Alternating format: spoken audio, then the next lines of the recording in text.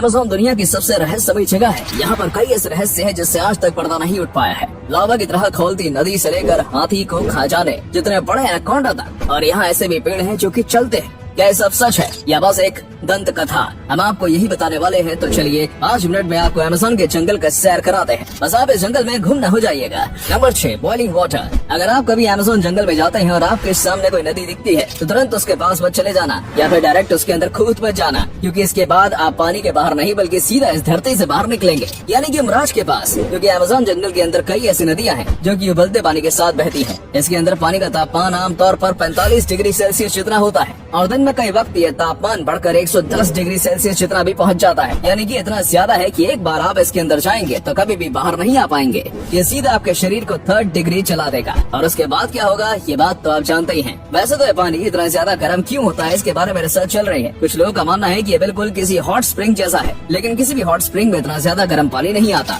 तो आखिर अमेज़न की नदी में ही इतना ज्यादा गर्म पानी क्यों आता है, ये तो पूरी तरीके से रिसर्च करने के बाद ही पता चलेगा। वैसे कई लोग इस नदी के बाजू में रखे पत्थरों के ऊपर अंडे भी भगा देते हैं। Number 5, green anaconda. Amazon forest को और भी ज्यादा खतरनाक बनाने के पीछे एनाकोंडा सांप का भी हाथ है। अब आप ही बताइए, ऐसे सांप के पास कौन ही जाना चाहेगा जो कि चुटकियों में आपकी जान ले सकता है। माना कि एनाकोंडा के पास जहर नहीं है, लेकिन इसकी शारीरिक शक्ति किसी भी इंसान को हरा सकती है। और रही बात इसके खाने की, तो ये किसी भी चीज को खा सकता है। और किसी भी चीज से मेरा मतलब है किसी भी चीज को, क्योंकि इसे जंगल में कई बार मगरमच्छ, हिरण, यहाँ तक कि तेंदुए को भी खाते हुए देखा गया है। और कई बार इनके पेट में से इंसानी अवशेष भी मिले हैं। पूरी दुनिया में कितने एनाकोंडा मौजूद हैं ये बात कोई भी नहीं जानता। और साथ में ये बात आप भी नहीं जानते होंगे कि एनाकोंडा की कोई उम्र नहीं होती। ये तब तक बढ़ते हैं जब तक इन्हें कोई बीमारी न हो जाए या फिर ये भूख से न मर जाएं। इसलिए कई बार विशाल कई एनाकोंडा को देखने का भी दावा किया गया है, जो कि एक हाथी को भी खा सकता है, लेकिन इसके पुख्ते सबूत नहीं मिले हैं। और अब तक सबसे बड़ा जो एनाकोंडा मिला है वो 33 फीट का था। स्थानीय लोगों का कहना है कि उन्होंने 50 और 100 फीट जितने बड़े एनाकोंडा को भी देखा है। और इस वीडियो में आपको जो एनाकोंडा दिख रहा है वो भी बेहद बड़ा एनाकोंडा है, लेकिन इसे मापा नहीं गया, क्योंकि पहले तो ये लोग यहाँ से डर कर भाग गए और जब ये गार्ड के साथ वापस आए तब ये मिला नहीं, लेकिन यकीनन अब तक मिले एनाकोंडा से बड़ा था। Number 4, strange geoglyphs. अगर आप अमेज़न जंगल को ऊपर से देखेंगे तो आपको कई ऐसी चीजें दिखेंगी जिसे देखने के बाद आपको यकीन नहीं होगा। जैसे कि पूरे अमेज़न जंगल में कई ऐसे अजीबोगरीब पैटर्न्स बने हुए हैं जिन्हें बस ऊपर से ही देखा जा सकता है। इन पैटर्न्स को बनाने के लिए जमीन पर कई प्रकार की लाइनें की गई हैं। यहाँ तक कि कई जगह पर तो अजीबोगरीब शेप्स के पत्थर भी रखे गए हैं। अब इन सब चीजों को क्यों और कैसे बनाया गया था ये सब आज तक रहस्य बना हुआ है। इसे बनाने के पीछे का सबसे पहला निशाना एलियंस को बनाया जाता है। कहा जाता है कि एलियंस ने ही किसी न किसी वजह से इसको बनाया होगा, क्योंकि दुनिया के कई कोनों में से ऐसी कई चीजें देखने को मिलती हैं, जैसे कि नाज़का लाइंस जो कि पेरू में है। और कुछ का मानना है कि इस तरीके से एलियंस आपस में बातें किया करते थे। और वैज्ञानिकों ने कहा है कि हो सकता है ये सब चीजें अमेज़न के जंगल में रहने वाले आदिवासियों ने बनाई हो। जैसा कि आज के वक्त में मनोरंजन के लिए कई सारी चीजें मौजूद हैं, लेकिन उस वक्त ऐसा कुछ नहीं हुआ करता था, इसलिए कहा जाता है कि ये सब उन्होंने अपने मनोरंजन के लिए किया होगा। लेकिन वहीं पर आखिर इन्होंने उन चीजों को बनाया कैसे, क्योंकि बिना किसी मॉडर्न टूल के इंसानों के लिए इसे बनाना इम्पॉसिबल है। नंबर 3, पोटू। अच्छा, अभी आपको कोई पक्षी दिख रहा है? शायद नहीं दिख रहा होगा,